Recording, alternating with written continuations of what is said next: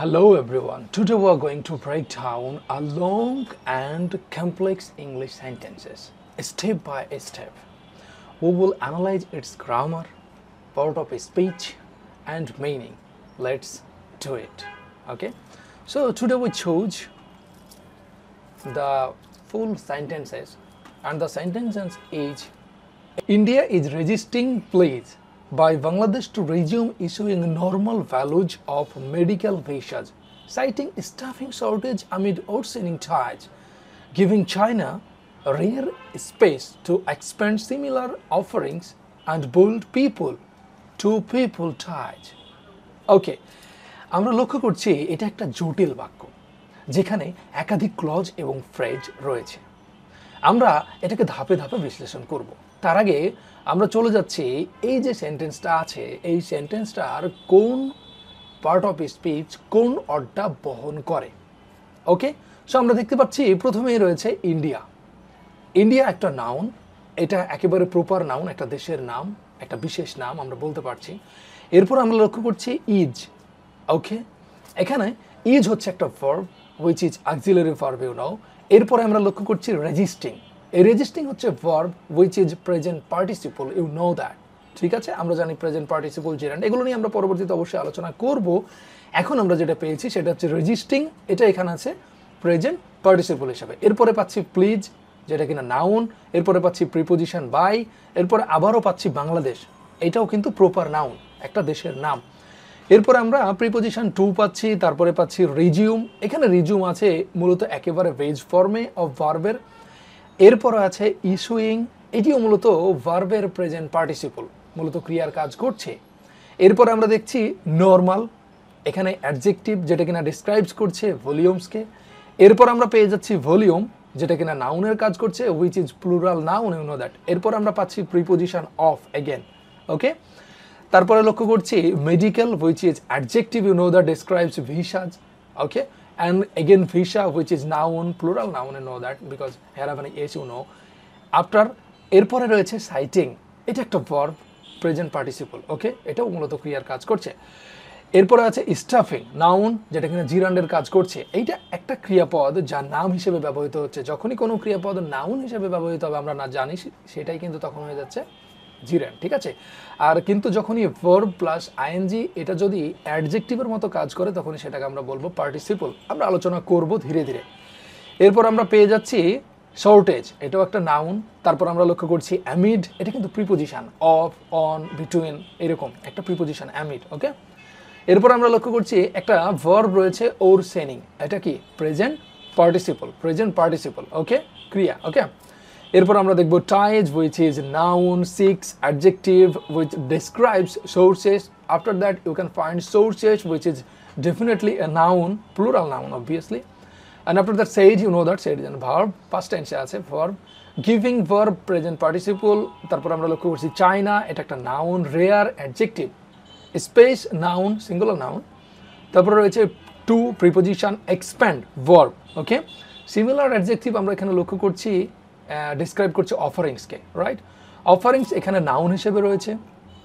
তারপরে রয়েছে এখানে and conjunction, you know that. তারপরে রয়েছে build verb and people to people which is adjective describing ties, right. এবং টাইজ আছে নাউন। তাহলে এখন আমরা এই মূল বাক্যটার মধ্যে থেকে দেখছি যে আমরা প্রথমে বলেছি it is an complex sentence. So you know that complex sentence কি হয়, একটা সাবঅর্ডিনেট ক্লজ থাকবে, একটা প্রিন্সিপাল ক্লজ থাকবে।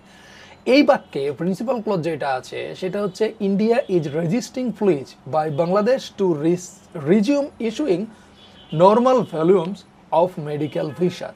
ওকে, এখন মেন যে ব্যাপারটা হচ্ছে সেটা হচ্ছে ইন্ডিয়া মূলত কি করছে, India is resisting please by Bangladesh. India is resisting, India বাধা দিচ্ছে, অবরোধ করছে বা কম করছে। কি কম করছে, প্লিজ বাই বাংলাদেশ, বাংলাদেশের অনুরোধ।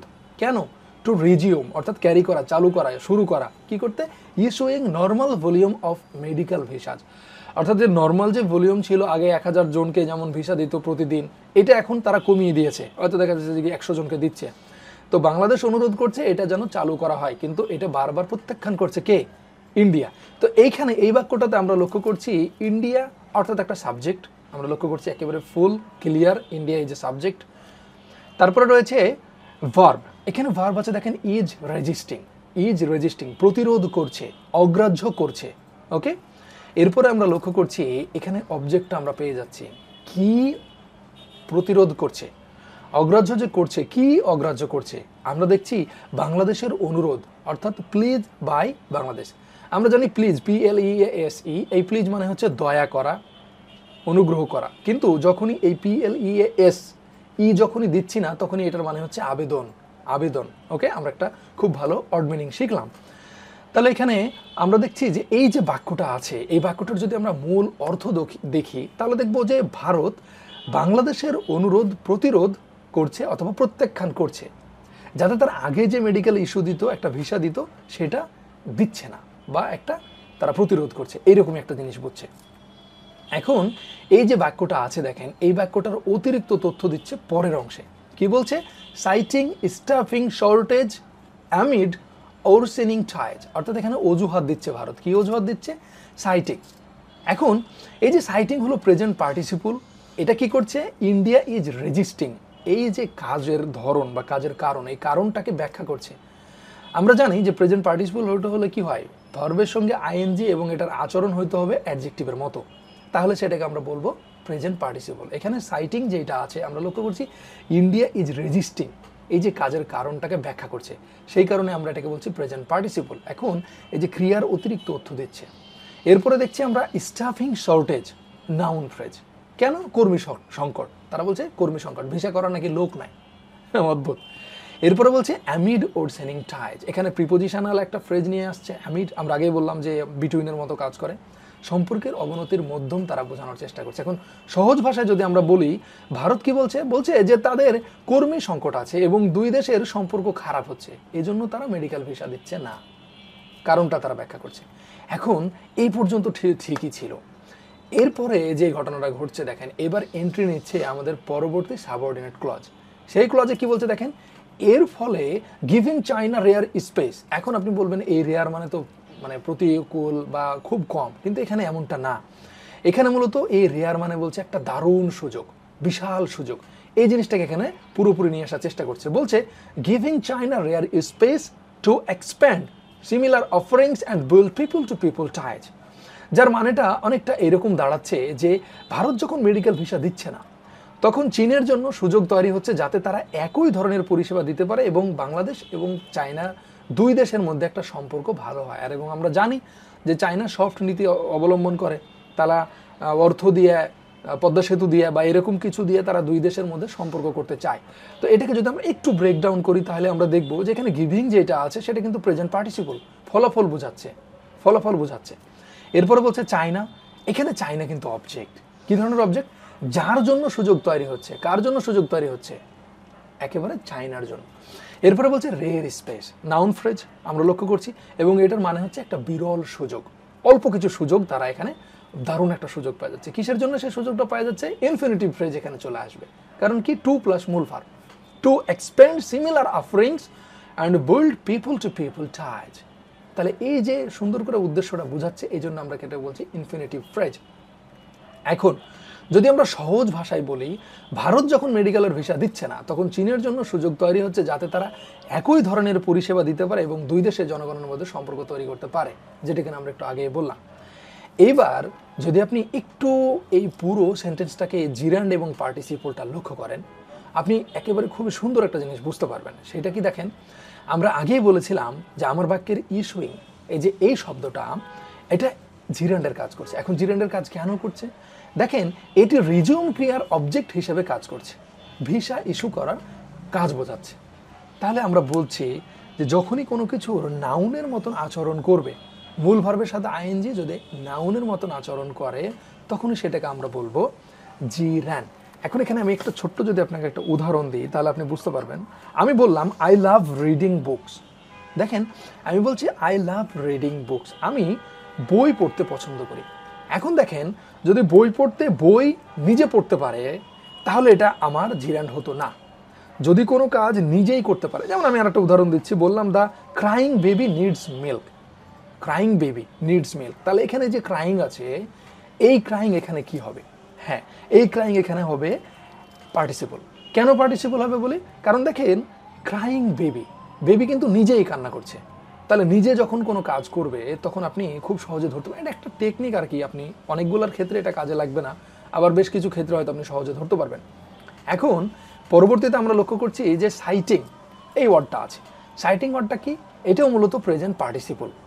কেন? এটি রেজিস্টিং এই যে কাজের কারণটা বোঝাচ্ছে, এই কারণে আমরা বলছিলাম একে প্রেজেন্ট পার্টিসিপল। এরপরে আরও কিছু জিনিস আছে। এরপরে আছে ওরসেনিং, প্রেজেন্ট পার্টিসিপল, এটি টাইজ এর সম্পর্ক বোঝাচ্ছে। এরপরে পেয়েছিলাম গিভিং, প্রেজেন্ট পার্টিসিপল, এটি ভারতের সিদ্ধান্তের ফলে চীনের জন্য যে একটা সুযোগ তৈরি হচ্ছে সেটা দেখাচ্ছে। এখন সব কিছু দেখার পরে আমরা একটা জিনিস ভালো করে লক্ষ্য করলাম, এই যে সম্পূর্ণ বাক্যটা আছে, সম্পূর্ণ বাক্যটা কিন্তু ডেইলি স্টার নিয়েছে এবং ডেইলি স্টার খুব চমৎকার চমৎকার বাক্য তৈরি করে আমরা জানি।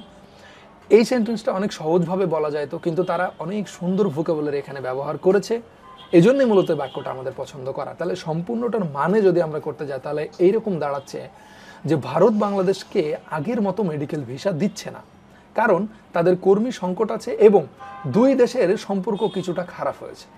এই কারণে চীনের জন্য একটা সুযোগ তৈরি হয়েছে যাতে তারা বেশি মেডিকেল ভিসা দিয়ে বাংলাদেশের সঙ্গে সম্পর্ক আরও দৃঢ় করতে পারে। Now you know how to break down complex sentence. Okay, today we actually learn sentence structure, main clause and extra information, part of speech, noun, verb, preposition, gerund, participle, infinitive, many things. Okay, and we learned how to analyze the meaning in details. Okay, do you want more sentence breakdown like this? Comment below. Don't forget to like, share and subscribe. Thank you for your time. Thank you so much.